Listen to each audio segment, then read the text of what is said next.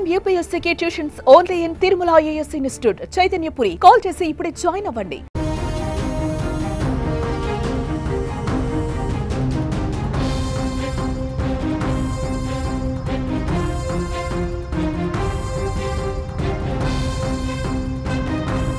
పిఠాపురం సభలో ఇవాళ పవన్ కళ్యాణ్ ఏం మాట్లాడబోతున్నారు? జనసేన 12వ ఆవిర్భావ సభలో పవన్ కళ్యాణ్ ప్రసంగం ఏ విధంగా ముందుకు వెళ్ళే అవకాశం ఉంది?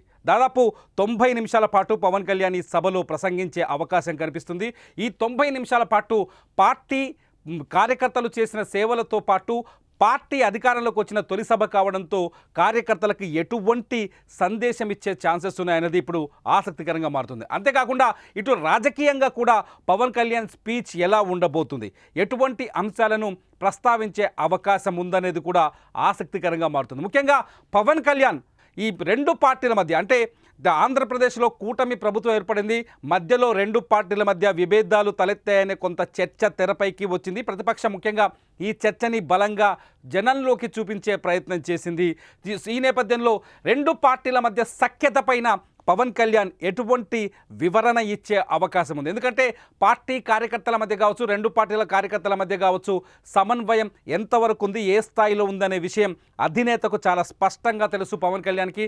అలాగే రెండు పార్టీల మధ్య విభేదాలు లేవనే విషయాన్ని కూడా ఇదివరకే బలంగా చెప్పే ప్రయత్నం చేశారు పవన్ కళ్యాణ్. ఈ నేపథ్యంలో జనసేన టీడీపీ కార్యకర్తల మధ్య సఖ్యత అంశాన్ని ఈ ప్రసంగంలో పవన్ కళ్యాణ్ ప్రస్తావించే అవకాశం ఉందా అన్నది ఇక్కడ ఆసక్తికరంగా కనిపిస్తుంది.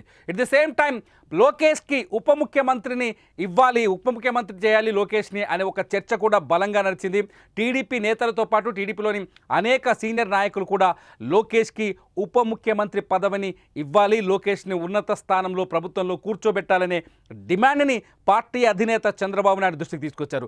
ఏకంగా కడపలో బహిరంగ సభలోనే కడపలో పార్లమెంటు నేత శ్రీనివాసులు రెడ్డి స్వయంగా చంద్రబాబు నాయుడు ముందే ఈ డిమాండ్ను తెరపైకి తెచ్చారు. ఈ నేపథ్యంలో చంద్రబాబు నాయుడు ఆ రోజు ఎటువంటి స్పష్టత ఇవ్వలేదు, స్పందించలేదు. అయితే పవన్ కళ్యాణ్ ఉప ముఖ్యమంత్రిగా ఉండగా లోకేష్ పేరు ఎందుకు తెరపైకి వచ్చిందనే చర్చ కూడా రాజకీయ వర్గాల్లో బలంగా ఉంది. ఈ నేపథ్యంలో ఆవిర్భావ సభలో పవన్ కళ్యాణ్ ఈ ఉప ముఖ్యమంత్రి అంశం పదవి పైన, లోకేష్కు ఉప ముఖ్యమంత్రి పదవి పైన ఎటువంటి ప్రకటన చేసే అవకాశం ఉంది, దాన్ని ఏ విధంగా భావించారు అనే విషయాన్ని ఇవాళ కార్యకర్తల ముందు మనోగతాన్ని వెల్లడిస్తారా అనేది కూడా ఆసక్తికరంగా మారింది. At the same time Pawan Kalyan ప్రభుత్వం ఏర్పడిన తర్వాత, ఆంధ్రప్రదేశ్లో కూటమి ప్రభుత్వం ఏర్పడిన తర్వాత సనాతన ధర్మ యాత్ర చేశారు.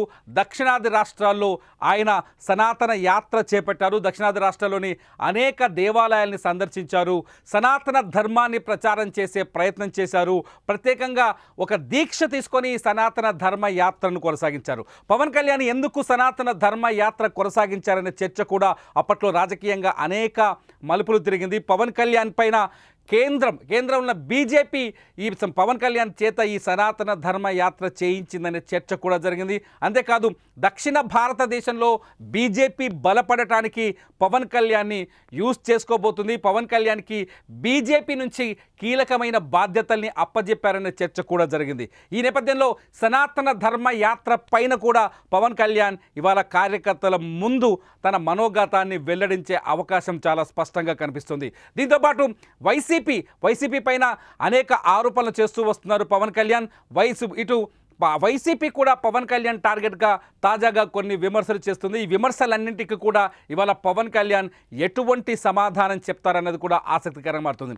ఇవాళ పిఠాపురంలోని చిత్రాడలో ఏర్పాటు చేసిన దాదాపు 50 ఎకరాల విస్తీర్ణంలో ఏర్పాటు చేసిన ఈ సమావేశానికి లక్షలాది మంది జన సైనికులు తరలి వచ్చే అవకాశం కనిపిస్తుంది. మనం డ్రోన్ షాట్స్లో చూస్తున్నాం. అక్కడ పిఠాపురంలో ఏర్పాట్లు ఏ స్థాయిలో ఉన్నాయో దాదాపు 1 ఎకరం విస్తీర్ణంలోనే స్టేజ్ని ఏర్పాటు చేసినట్టుగా తెలుస్తుంది. డ్రోన్ విజువల్స్లో చాలా స్పష్టంగా సుమన్ టీవీ రికార్డ్ చేసిన ఈ డ్రోన్ విజువల్స్లో చాలా స్పష్టంగా చూడొచ్చు సభా ప్రాంగణాన్ని. ఇవాళ పవన్ కళ్యాణ్ సభా విశేషాలని అక్కడి నుంచి లైవ్ ద్వారా ఎప్పటికప్పుడు అందించేందుకు సుమన్ టీవీ ప్రయత్నిస్తున్న నేపథ్యంలో పవన్ కళ్యాణ్ ఈ లక్షలాది మంది కార్యకర్తల్ని, అభిమానుల్ని, నాయకుల్ని ఉద్దేశించి ఏం ప్రసంగించబోతున్నారు? 12వ ఆవిర్భావ సభ సందర్భంగా కార్యకర్తలకు ఎటువంటి దిశానిర్దేశం చేయబోతున్నారు అన్నది ఇప్పుడు ఆసక్తికరంగా మారుతోంది. మొత్తంగా ఈరోజు సాయంత్రం 3:45 పవన్ కళ్యాణ్ సభా ప్రాంగణానికి చేరుకుంటారు. ఆయన కొద్దిసేపట్లోనే సభలో కార్యకర్తలను ఉద్దేశించి ప్రసంగించే అవకాశం కనిపిస్తోంది.